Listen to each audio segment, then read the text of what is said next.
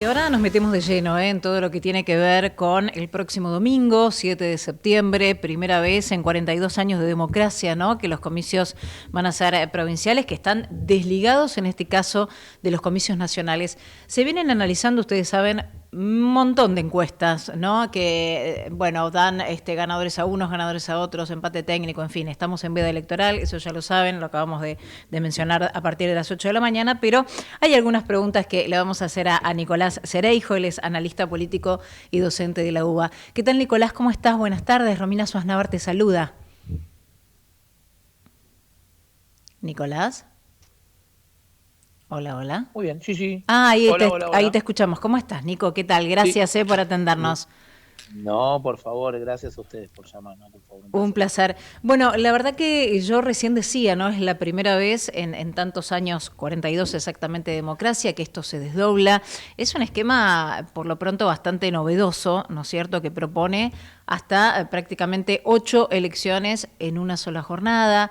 Este temor donde, de alguna manera, con todo lo que ha pasado, uno se empezaba a preguntar, bueno, ¿la gente realmente irá, o sea, concurrirá a las urnas a ejercer su voto? ¿Influye o no influye lo que ha pasado en los distintos actos?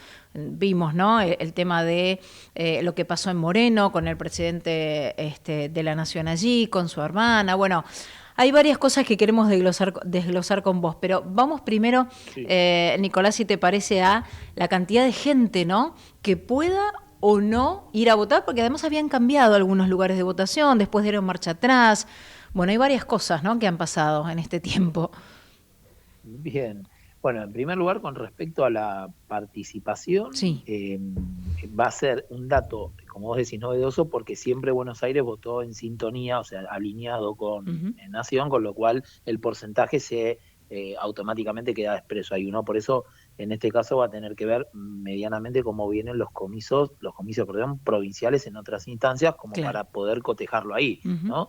Y uno entiende que aproximadamente, te diría que un 60% de participación, que es lo que se están algunos esperando, ya estaría bien para el momento actual. Ah. Hay, como vos muy bien indicás, Uh-huh. un estado de bronca, Sí. de situación, de indignación, que está llevando a que eh, eh, ese sea el número que se estipule para este próximo domingo y creciendo cercano al 70% cuando sea el caso de octubre, que por lo general se juega ahí, ¿sí? Claro. Hasta ahora los antecedentes provinciales es eso, salvo el caso de la provincia de Corrientes, que como eligió gobernador tuvo ese atractivo. La Tal elección cual. ejecutiva siempre tiene un atractivo, pero Uh-huh. en el caso de bonaerenses se entiende ahí. Y Claro. yo quería una cosita que Sí. me parece interesante, Romina, para pensar. Acá se está jugando mucho simbólicamente la decisión que tomó Axel Kicillof, no solo por la decisión en sí, si le llega a salir bien, o sea, si llega a ganar Claro. el peronismo, pero además porque simbólicamente le disputó ese poder a Cristina, que se opuso desde un primer momento a este Es desdoblamiento. cierto, Entonces digo, antes de, esas inclusive de dos su condena, cuestiones, ¿no? Antes de su prisión. exactamente, Tal cual. exactamente, por eso lo que digo es que ahí esas dos líneas hay que seguir, porque Kicillof, ganando la elección en peronismo, Mm. hay números que, bueno, que marcan que hay una probabilidad de que eso suceda. Realmente por partida doble quedaría en una posición muy benefactora de cara a su objetivo, que es el 2027. Eso, digo, lo quería mencionar porque también tiene que ver con la estrategia, ¿no?, que se llevó adelante aquí. No, está bueno, aparte justamente la pregunta iba en esa dirección, ¿no, Nicolás? Que está Sí, bueno que sí. lo podamos analizar, digo, se juega mucho Axel Kicillof, el peronismo en sí, ¿no? Porque digo, la provincia de Buenos Aires históricamente es un bastión, o por lo menos viene siendo lo del peronismo. Allí Espert está como si fuera un outsider absoluto, ¿no? En este caso, como lo fue Milei siendo presidente de la nación. Entonces, Sí. había como distintos, a ver, de alguna manera, exponentes que han puesto o que el gobierno nacional creyó que eran adecuados para la provincia de Buenos Aires. Yo recuerdo mucho a Vidal en el gobierno de Macri y que también trató de hacer algo parecido en la provincia de Buenos Aires y bueno, finalmente a la larga tampoco resultó, ¿no? Con los famosos varones del conurbano. Digo, no es fácil para nadie la provincia de Buenos Aires, pero en este caso han puesto a Espert como principal, digamos, a ver si le podía llegar a competir a Axel Kicillof. El asunto es que hay mucha reticencia, ¿no? Yo veo, sobre todo aquellos que viven en provincia, o que a lo mejor tuvieron que ir a la provincia a vivir por X circunstancias y siempre vivieron en la capital, ¿no? Capital es como un mundo aparte, no sé qué pensás. Bueno, algunas cuestiones. En primer lugar, esto que mencionás es interesantísimo. Digo, Vidal también es cierto que llegó en su momento al poder por la división del voto peronista. Exactamente. Las PASO, no sé si recuerdan. Tenés razón, que fue claro. la división en ese momento entre lo que era Aníbal Fernández y Julián Domínguez, que generó tal división que permitió también el ascenso, te diría que hasta... probablemente nunca lo pensó Vidal de esa manera, o sea, eso también hay que decirlo, ¿no? Digo, eso por un lado. Después, interesante la mención de Espert. Ahí lo que yo propongo o invito a pensar es una cosa. Vos viste que Espert, por supuesto, va a ir para a nivel nacional, ¿no? Diputado nacional. Y acá hay un tema. ¿Por qué?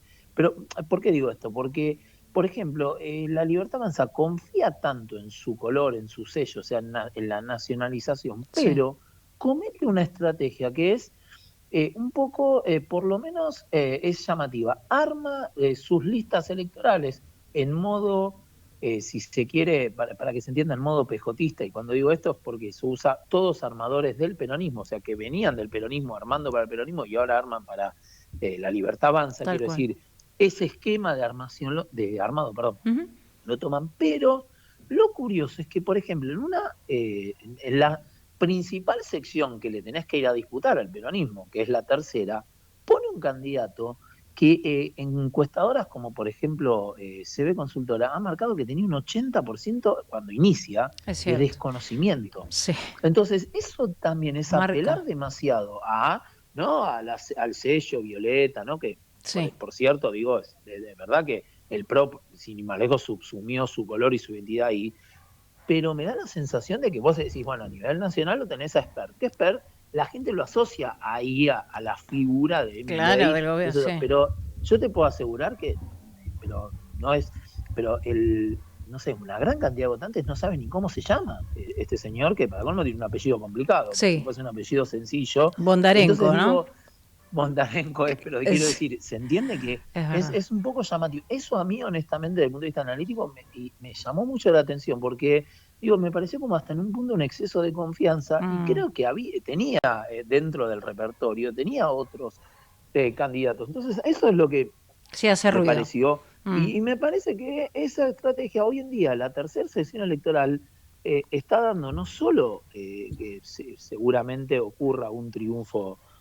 Bueno, obviamente nosotros no predecimos, ¿no? Pero por lo que se están viendo los números, un triunfo peronista, sino que además puede ser un triunfo que sea determinante, quizás en la elección general, digo, en la sumatoria total de todas las secciones. Con lo cual, vos, por ejemplo, ves el armado en la primera sección electoral y es mucho más coherente. Digo, la figura como Diego Valenzuela, que tiene su gestión, tiene su apoyo, entonces, bueno, sí, por supuesto, es mucho más coherente ahí. Sí, siempre la que hace más más ruido, Nicolás, es la tercera, ¿no? Que es el distrito que está La Matanza, donde, bueno, y otros partidos también, ¿no? Bueno, o por ejemplo ahí, ¿no? Digo, quizá otro dirigente que haya tenido otro tipo de apego. Ese sentido, la verdad que me sorprendió. Pero bueno, también eso, insisto, es una decisión. Y también hay algo que me da la sensación que se da por hecho, pero no es tan sencillo, que es se está olvidando el sentido de esta elección. Las elecciones son legislativas y para muchos parece ser que es una carrera más bien ejecutiva, digo, para el electorado. Es también, verdad, ¿no? Que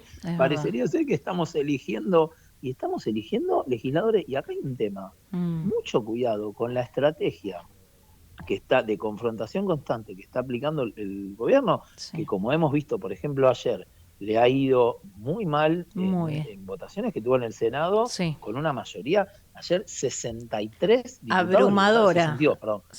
Fue abrumadora. Entonces lo que digo es, si no arma escudo legislativo, como llamamos en la ciencia política, ¿no? Esa protección, miren que con el porcentaje que se habla, que puede llegar a hablar, tanto a nivel nacional como a nivel provincial, no es un porcentaje que te dé una espalda para transitar con gobernabilidad, digamos, sin inconveniente. Entonces, Claro. me parece que si esa sumatoria le adicionas esta idea de que, bueno, voy por todo, bueno, me parece que hay unas lecturas políticas, o sea, falta justamente cierta lectura política de la Es situación que, bueno, verdad, llama la atención. sí, sí, y muñeca, ¿no? Política, porque bueno, también del otro lado tienen muchísima más experiencia en este ámbito. ¿Vos crees, Nicolás, que Sí, impactó definitivamente el caso de los audios de discapacidad, de Spagnolo, por un lado de Karina, sí. de su propia hermana, ¿no? De su círculo más íntimo? ¿Cómo crees que eso... Mira, ahí yo desde el punto de vista analítico, lo que te puedo decir son dos resultados. En primer lugar, es de los hechos y sucesos de corrupción, sin duda es el hecho que mayor impacto sufrió el gobierno, lo ha sufrido, lo ha padecido y realmente lo puso en una situación incómoda, fundamentalmente por la poca capacidad de respuesta que tuvo como gobierno para enfrentar esta situación. Digamos, es de manera irrefutable que los audios existen, o Sí. sea, que el traidor lo tenés adentro, o sea, todas cuestiones que hablan de una impericia local. Ahora, eso se traslada al enojo en el voto, y ahí te voy a decir A que ver. me evidencio en estudios que se vinieron realizando y Ajá. también en otras experiencias, pero además con el contexto, que el voto no tiene un impacto directo en el voto de manera mayoritaria. Vos tenés, Ah, por mira. ejemplo, Management and Fit Sí. sacó que el 82% manifiesta no modificar su voto. Y tiene un sentido esto, porque, a ver, de ese 82 vos tenías un 66 que te decía, esto es terrible lo que pasó, es Ujú. terrible que haya corrupción. Pero a la hora de la oferta electoral te dice, ¿pero a quién voto? Claro. Porque si el voto es, supongamos que yo estoy indignado por la corrupción, Ujú. pero tengo un componente, tengo un núcleo duro que dice que es una operación, un 33%, que es el núcleo tradicional del votante de Milei hasta ahora. Después vos tenés un porcentaje que es más bien de lo que era Juntos por el Cambio, ¿no? De ese lugar. Ese votante es antiquinerista per se. Entonces Sí, te voy a decir que le voy a dar ese voto para castigar la corrupción al kirchnerismo, no. ¿Y a claro. quién le doy el voto? Pero pará, si se lo doy a otro puede ganar el kirchnerismo, entonces lo retengo. ¿Se Mm, entiende la estrategia? sí, Que no sí, tiene necesariamente que claro. ver esa indignación. Tenés obviamente un sector que te va a decir Sí, directamente no voy a votar porque estos terminan siendo lo mismo, etcétera, pero no, lo que le pasa hoy en día a la claro. oposición es que no puede canalizar ese sentimiento. Vos pensás que en general las encuestas los estudios de opinión, viene dando ya la imagen negativa del presidente superior a 55% en Ujú, promedio. ujú. No lo puede canalizar porque está disperso, Es verdad. porque todavía no aglutina un espacio, o sea, tenés la experiencia mayoritaria, que es el kirchnerismo, que aglutina un sector, pero tenés otro sector opositor que está rondando, no sé, el 10, el 12%, que te dice, no, yo tampoco quiero ir al kirchnerismo, pero ¿a quién voy? No tengo ninguna referencia. Entonces queda ahí boyando y ahí Ujú. los tenés entre los que posiblemente o no vayan a votar o sigan apoyando en esta oportunidad Sí, al gobierno para que no gane el kirchnerismo. totalmente. Bueno, la verdad un placer siempre hablar con vos, Nicolás, es muy interesante. Bueno, Muchísimas gracias, por esta comunicación. no, Un, un por saludo ustedes. grande y buen fin de Gracias. semana.